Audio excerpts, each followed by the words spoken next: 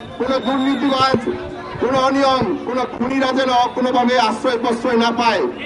প্রশাসনের কিছু গাপটি মেরে থাকা দুর্নীতিবাজ কর্মকর্তারা আজকে মাননীয় প্রধানমন্ত্রীকে প্রশ্নবিদ্ধ করছেন। আমরা চাই একটি আলোচনার মাধ্যমে সুষ্ঠু সমাধান হোক। আমাদের সন্তানরা স্কুলে লেখাপড়া করতে যাক, বিশ্ববিদ্যালয়ে লেখাপড়া করুক, মেধা যাদের আছে তারা চাকরি ব্যবসা করুক, সকলকে নিয়ে যেন আমরা ভালো থাকতে পারি।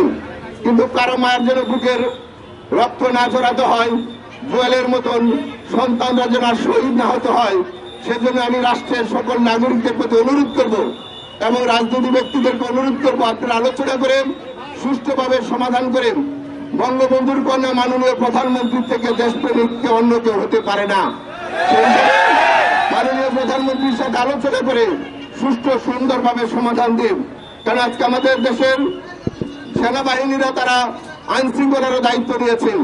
তারা আমাদের দেশের প্রেমিক, তারা আমাদের দেশের নাগরিক। সেই হিসাবে সবাই আর ভাঙচুর না করে, আর কোনো মায়ের বুক খালি না করে, আর কোনো সন্তান, কোনো ভাই বোনের জন্য রক্ত না ঝরে, সেজন্য আমি অনুরোধ করব সকলে শান্ত থেকে আলোচনার মাধ্যমে সুন্দরভাবে সুষ্ঠু একটি সমাধান করে দেই।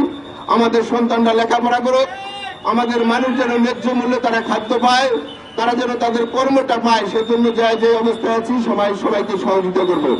আমরা রক্তপাত চাই না, আমরা শান্তিপূর্ণ অবস্থান করে থাকতে চাই। আমরা সকলেই নাগরিক। কাউকে রক্ত ঝরিয়ে, কাউকে মেরে, কাউকে হত্যা করে গণতন্ত্র এবং মানুষের কল্যাণ করা যায় না। সেজন্য